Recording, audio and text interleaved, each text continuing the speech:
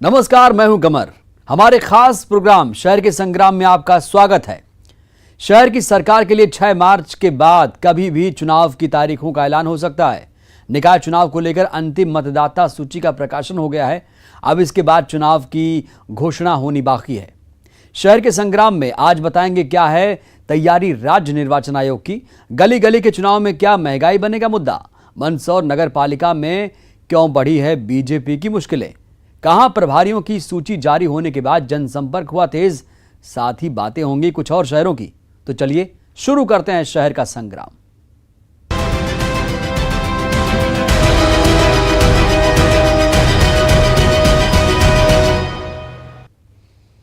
और शुरुआत करेंगे बड़ी खबर से। निकाय चुनाव से जुड़ी बड़ी खबर मिल रही है। ईसी से, इलेक्शन कमीशन से कांग्रेस की शिकायत आई।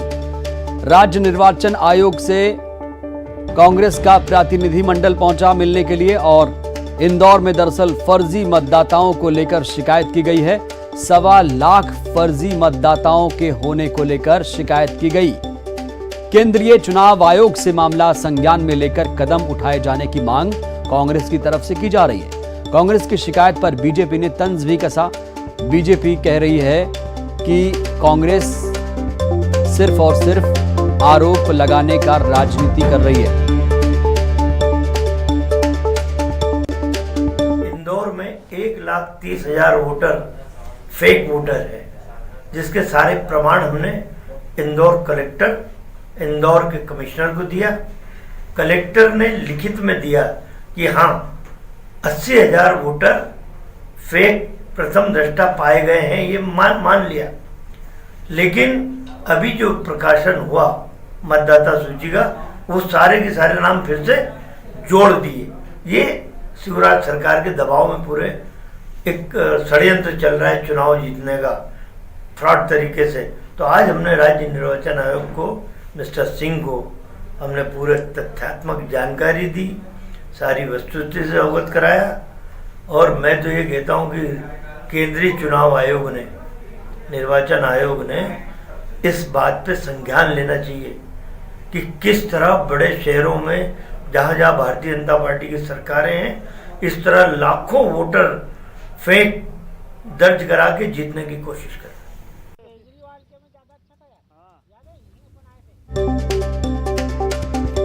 तो कांग्रेस की शिकायत पर बीजेपी ने तंज कसा है और कांग्रेस ने कहा है कि वो प्रमाण के साथ पहुंची हुई है राज्य निर्वाचन आयोग।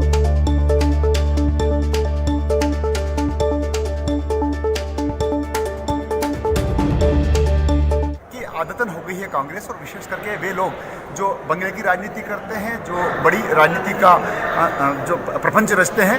जमीनी हकीकत तो ये है कि कांग्रेस सोती रहती है। चुनाव के बाद जब परिणाम आते हैं तब ईवीएम पर दोष मढ़ दिए जाते हैं। निर्वाचन आयोग निष्पक्ष है, और अगर इंदौर जैसे महानगर में जो जागरूक शहर है, स्वच्छता के अभियान में हिंदुस्तान में लगातार नंबर 1 पर आ रहा है, उस शहर के मतदाताओं को लेकर के अगर सज्जन वर्मा जी ये बयान देते हैं कि फर्जी मतदाता जुड़ गए हैं, तो आपका दल और आपकी पार्टी क्या कर रहे थे, BLO 2 क्या कर रहे थे? वो तब तक तो कुछ करते नहीं है। और हमारा कहना है कि दूध का। इंदौर से बड़ी खबर, जहां पर निकाय चुनाव से पहले बीजेपी की अब तैयारी शुरू हो चुकी है। कल 10 बजे से रात 10 बजे तक बैठकों का दौर, और प्रदेश अध्यक्ष VD शर्मा हालांकि बैठक करेंगे। बूथ प्रभारियों, मंडल अध्यक्षों के साथ बैठक होगी। शाम 4 बजे से 5 बजे तक शहर के प्रमुख लोगों से मुलाकात करेंगे। शाम 5 बजे से 6:30 बजे तक युवा सम्मेलन में शिरकत करेंगे। 7 बजे वो प्रबुद्ध जनों के साथ बैठक करेंगे। तो ये कल का कार्यक्रम है। VD शर्मा बिजी रहने वाले हैं कल, और वो मैराथन बैठकें करने जा रहे हैं। शहर के प्रमुख लोगों से वो मुलाकात करेंगे। चुनाव की रणनीति पर चर्चा की जाएगी।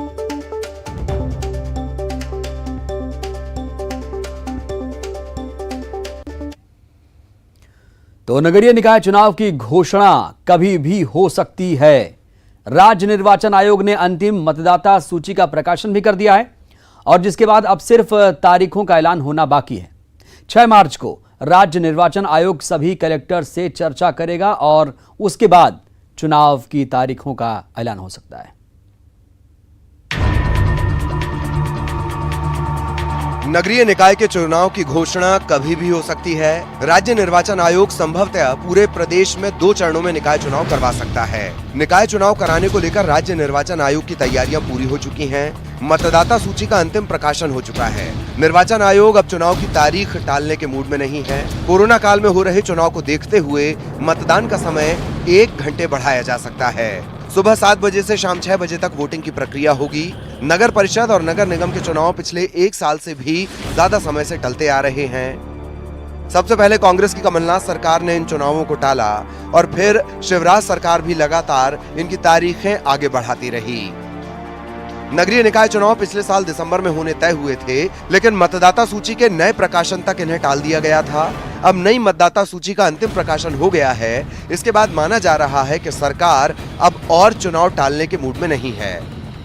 माना यह जा रहा है कि अप्रैल के पहले हफ्ते में निकाय चुनाव को संपन्न करवाया जा सकता है। 6 मार्च को राज्य निर्वाचन आयुक्त चुनाव को लेकर सभी कलेक्टरों के साथ वीडियो कॉन्फ्रेंसिंग करेंगे। 8 मार्च को निकाय चुनाव की घोषणा राज्य निर्वाचन आयोग कर सकता है। प्रदेश में 30 अप्रैल से 10वीं और 12वीं बोर्ड की परीक्षाएं होनी हैं। इसीलिए बोर्ड परीक्षा से पहले राज्य में चुनाव करवाए जा सकते हैं।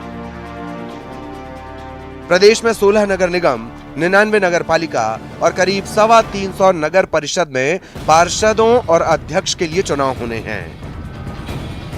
राज्य निर्वाचन आयोग इन चुनावों को ईवीएम के जरिए करवाएगा।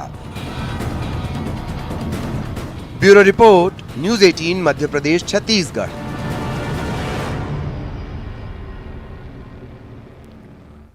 तो मध्य प्रदेश में होने वाले नगरीय निकाय चुनाव की तारीखों का ऐलान अभी भले ही नहीं हुआ हो, लेकिन सागर जिले की रहली नगर निकाय चुनाव के लिए कांग्रेस पार्टी के टिकट पर अध्यक्ष पद की उम्मीदवारी कर रहे कार्यकर्ता अभी से जनसंपर्क में लग गए।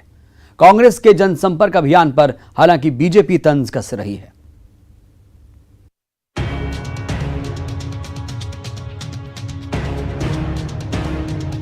प्रदेश में होने वाले नगरीय निकाय चुनाव की तारीखों का ऐलान अभी नहीं हुआ, लेकिन सागर जिले की रहली नगर पालिका के अध्यक्ष पद के लिए कांग्रेस कार्यकर्ता वोटर्स के घरों में दस्तक देने लगे हैं। वार्ड में कांग्रेस के कार्यकर्ता मतदाताओं के पास पहुंचकर उनका आशीर्वाद ले रहे हैं। विधानसभा उपचुनाव में हार से सबक लेते हुए कांग्रेस के कार्यकर्ता एकजुट होकर मतदाताओं के दरवाजे पर पहुंच रहे हैं। जनसंपर्क अभियान में जुटे कांग्रेस कार्यकर्ता अपनी एकजुटता का परिचय देते हुए दावा कर रहे हैं कि टिकट किसी भी कार्यकर्ता को मिले, उनकी पार्टी की रहली नगर पालिका में जीत तय है। संपर्क अभियान ये कल से शुरू हो गया है और वार्ड नंबर 1 से शुरू किया है। आज हम 2 वार्ड में और 3 वार्ड में सम्मिलित रूप से घूम रहे हैं और ये 15 वार्डों में ही ये क्रम जारी रहेगा। हम पिछले सत्र में भी हम नगर पालिका, हमारी ज़िले में केवल एक ही नगर पालिका थी, वो कांग्रेस की थी, और हमने जो काम किए उन कामों का मूल्यांकन करके उन कामों को देखते हुए हम वोट मांग रहे हैं कांग्रेस के लिए। अभी हमारा प्रत्याशी कोई डिक्लेयर नहीं हुआ है, लेकिन अभी हमारा प्रत्याशी केवल पंजा है और जो काम हमारे रह गए हैं, नहीं हो पाए हैं किसी कारणवश, उनके लिए हम हमारी परिषद आएगी तो हम उनको आश्वस्त कर रहे हैं, वार्डवासियों को और पूरे ग्रामवासियों को, नगरवासियों को, कि जो काम रह गए हैं वो अगली पंचवर्षीय में हम उनके सारे काम कराएंगे। चुनाव की घोषणा से पहले कांग्रेस के जनसंपर्क पर बीजेपी ने तंज कसा है। बीजेपी नेता अमित नायक का कहना है कि बीजेपी की तैयारी 365 दिन और साल भर चलती है। कांग्रेस सिर्फ चुनाव के समय तैयारी करती है। बूथ से लेकर प्रदेश तक बीजेपी की चुनाव लड़ने के लिए तैयारियां पूरी हैं। वहीं बीजेपी का कहना है कि कांग्रेस में गुटबाजी हावी है, जो चुनाव के वक्त और उभर कर सामने आएगी। बीजेपी की तैयारी तो 365 दिन और साल भर रहती है। कांग्रेस तो चुनाव के टाइम ही तैयारी करती है। हम लोग की तैयारी में बूथ अध्यक्ष से लेकर, बूथ समितियों के अध्यक्ष से लेकर प्रदेश अध्यक्ष के तक जो तैयारी पूर्ण तरीके से चुनाव लड़ने के लिए हम तैयार हैं। कांग्रेस का परिप्रेक्ष्य में हम देखें तो कांग्रेस तो गुटबाजी में बटी हुई है और चुनाव के टाइम तो और गुटबाजी उभर के आएगी। भारतीय जनता पार्टी में इस प्रकार कोई गुटबाजी नहीं है। भारतीय जनता पार्टी का एक ही लक्ष्य है कि नगर पालिका, नगर निगम और नगर पंचायत में भारतीय जनता पार्टी की अधिक से अधिक सीटें आएंगी। करीब 25,000 की आबादी वाली रहली नगर पालिका अध्यक्ष पद इस बार पिछड़ा वर्ग के लिए आरक्षित है। कांग्रेस पार्टी फिलहाल तो एकजुट नजर आ रही है। देखना यह होगा कि उम्मीदवार घोषित होने के बाद क्या कांग्रेस के कार्यकर्ता एकजुट होकर काम करते हैं या बीजेपी के मुताबिक फिर पार्टी में गुटबाजी नजर आएगी। रचित दुबे, न्यूज़ 18 सागर। निकाय चुनाव में स्थानीय मुद्दे हावी होते हैं, लेकिन कांग्रेस इस बार शहर की सरकार के लिए महंगाई को बड़ा मुद्दा बनाने जा रही है। इसे लेकर पार्टी के कार्यकर्ता सड़क पर उतर रहे हैं। रीवा में होने वाले निकाय चुनाव को लेकर कांग्रेस के कार्यकर्ता महंगाई को बड़ा मुद्दा बनाकर मैदान में उतरने की तैयारी कर रहे हैं और इसकी झलक भी देखने को मिल रही है।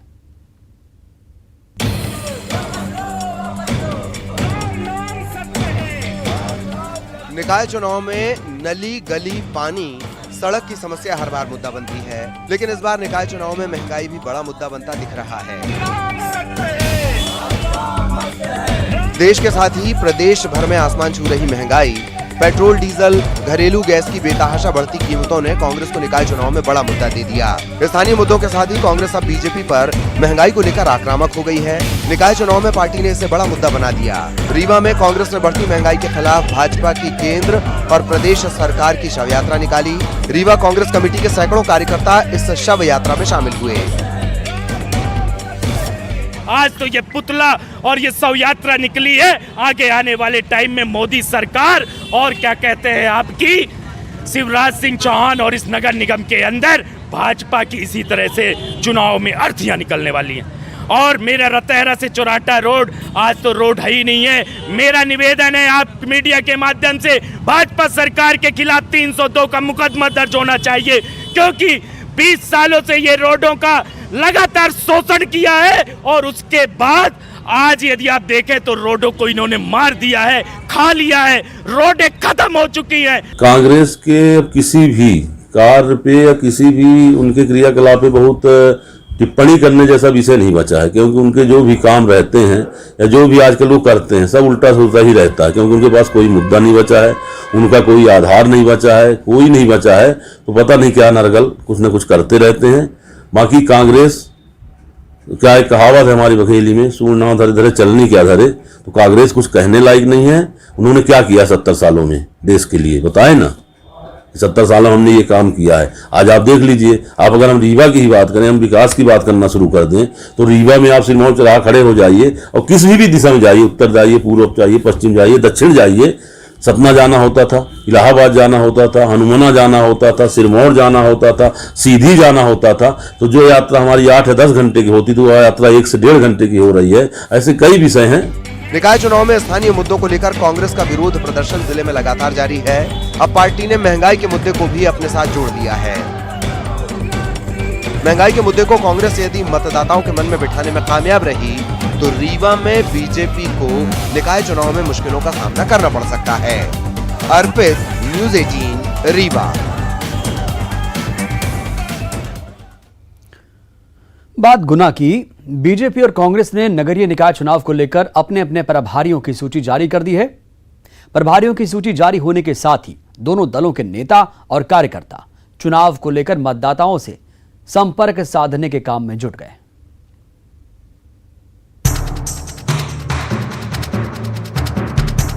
गुना जिले में 2 नगरपालिका और 3 नगर परिषद में निकाय चुनाव होने हैं। निकाय चुनाव से पहले दोनों प्रमुख दल बीजेपी और कांग्रेस ने अपने अपने प्रभारियों की घोषणा कर दी है।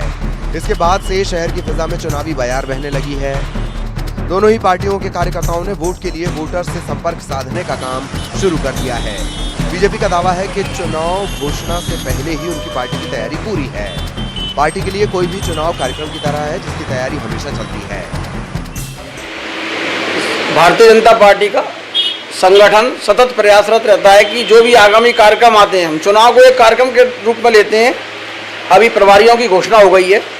नीचे मंडल और बूथ तक भारतीय जनता पार्टी का कार्य वर्ष भर चलता रहता है। चुनाव एक हम कार्यक्रम के रूप में लेते हैं। जैसे चुनाव की घोषणा होगी, भारतीय जनता पार्टी के कार्यकर्ता आम जनता के बीच में वैसे ही काम कर रहे हैं। और भारतीय जनता पार्टी जिले में 5 स्थानों पर, नगर पंचायत 4 और नगर पालिका में, सबके प्रयासों से, सामूहिक नेतृत्व से जो पार्टी निर्णय लेगी उसको जिताने का हम सब लोग प्रयास करेंगे। भारतीय जनता पार्टी के कार्यकर्ताओं को मौका दिया जाएगा और हर चुनाव जीत के लिए लड़ते हैं। जीतने वाले विनिंग कैंडिडेट को अवसर दिया जाएगा। उधर सूची जारी होने के बाद कांग्रेस कार्यकर्ताओं में भी उत्साह है। पार्टी का दावा है कि गुना जिले की दोनों नगर पालिका और तीनों नगर परिषद पर कांग्रेस का कब्जा होगा। पार्टी चुनाव के लिए पूरी तरह से तैयार है। नगर पालिका चुनाव सन्निकट है और कांग्रेस पार्टी जमीनी स्तर पर पूरी तरीके से तैयारी कर रही है। वार्ड स्तर पर कांग्रेस कमेटी ने वार्ड समितियां बनाई हैं। हमारी ब्लॉक कांग्रेस की दोनों जो शहर की कमेटियां हैं और सामाजिक और प्रभुत्व बुद्धिजीवी लोगों के साथ मिलकर उनकी राय लेकर कांग्रेस नगर पालिका में एक अच्छा ताना बाना बनेगी और निश्चित तौर पर विजयश्री हासिल करेगी। वो तो अब समय बताएगा। नगर पालिका के चुनाव आ रहे हैं, जैसे डीजल, पेट्रोल, गैस की महंगाई बढ़ी है, बेरोजगार बढ़ी है, इसका परिणाम सामने आएगा। उनके कहने से क्या होगा। भारतीय जनता पार्टी हर क्षेत्र में विफल रही है, चाहे हम केंद्र की बात करें या प्रदेश की बात करें। बेरोजगारी चरम सीमा पर है। 45 वर्ष में इतनी बेरोजगारी कभी भी नहीं आई, इतनी आज भारतीय जनता पार्टी कुशासन में आई है। प्रभारियों की सूची जारी होने के बाद कांग्रेस और बीजेपी अपने अपने तरीके से उम्मीदवारों का चयन करने में जुट गई हैं। निकाय चुनाव में किसका पलड़ा भारी रहेगा, ये जनता के वोट के बाद ही पता चलेगा। विजय, न्यूज़ 18, गुना।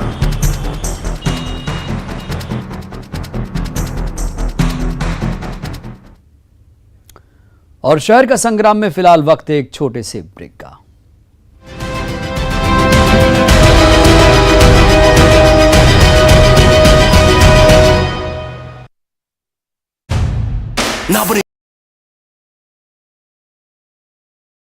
चैनल उपलब्ध है टाटा स्काई के चैनल नंबर 519 और एयरटेल के चैनल नंबर 318 पर।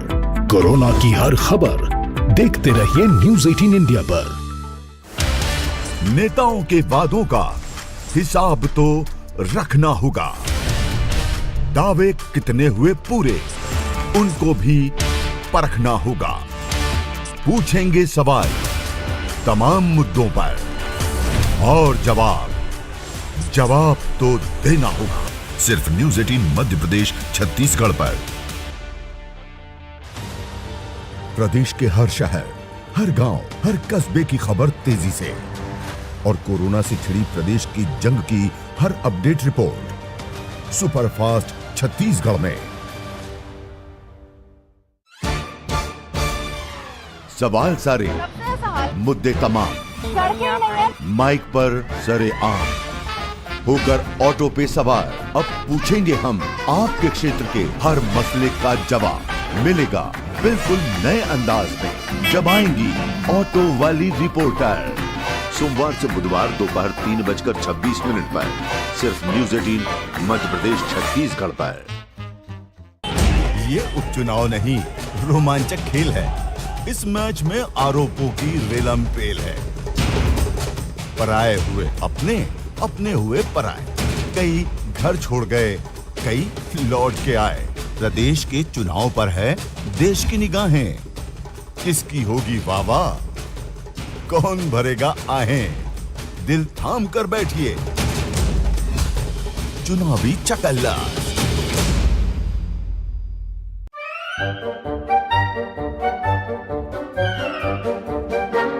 अखबार हुआ ठप, आउटडोर हुआ बेकार, टीवी ही दे रहा है विज्ञापन को तेज रफ्तार।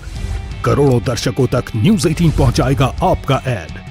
न्यूज़ 18 की टीम दमदार बनाएगी आपका ऐड शानदार। जल्दी कीजिए, कहीं छूट ना जाए ये सुनहरा मौका।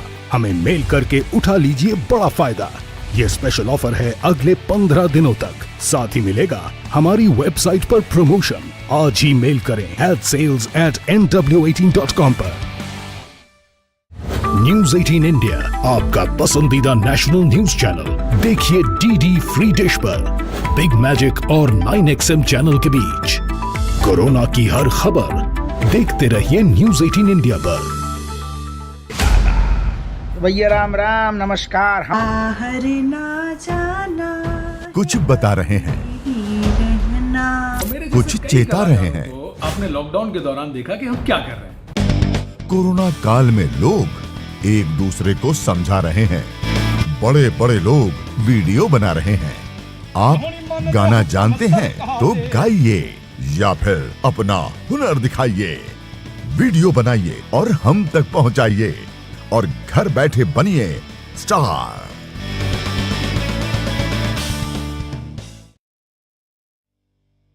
न्यूज 18 इंडिया आपका पसंदीदा नेशनल न्यूज चैनल उपलब्ध है टाटा स्काई के चैनल नंबर 519 और एयरटेल के चैनल नंबर 318 पर। कोरोना की हर खबर देखते रहिए न्यूज 18 इंडिया पर। नेताओं के वादों का हिसाब तो। ब्रेक के बाद हाजिर हूं। बात मंदसौर की, जहां निकाय चुनाव से पहले नगर पालिका से करीब 1,500 फाइलें गायब होने का मामला सुर्खियों में है।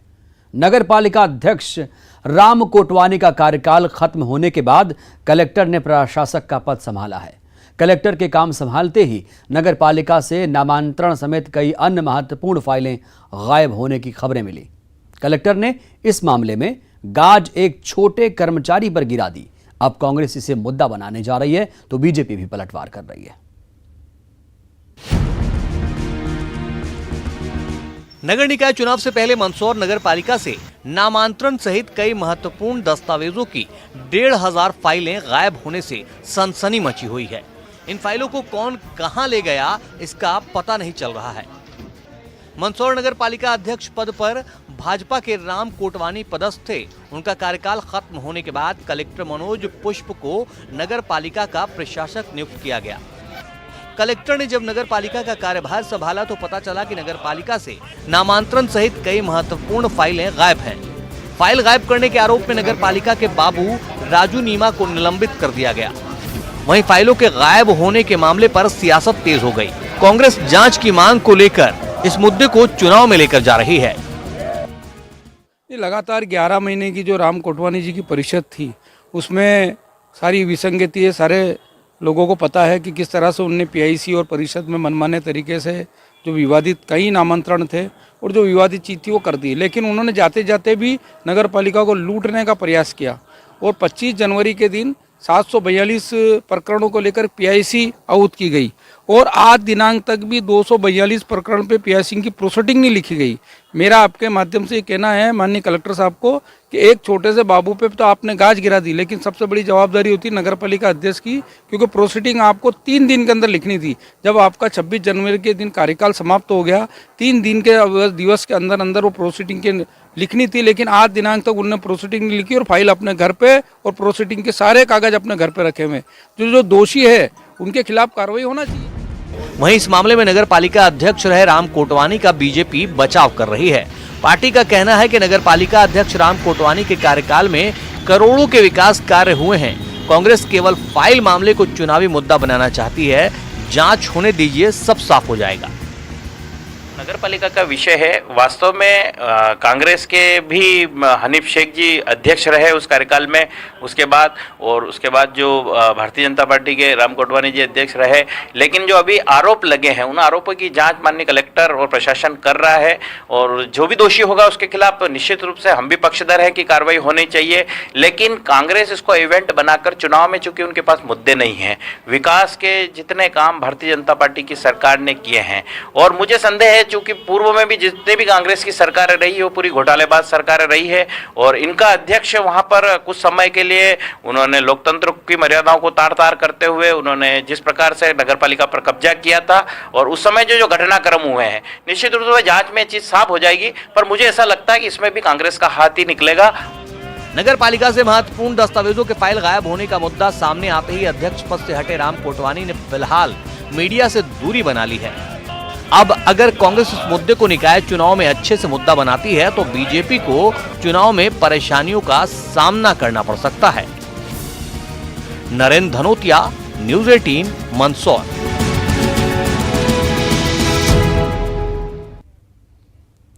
शहर का संग्राम में आज के लिए बस इतना ही। दीजिए इजाजत। नमस्कार।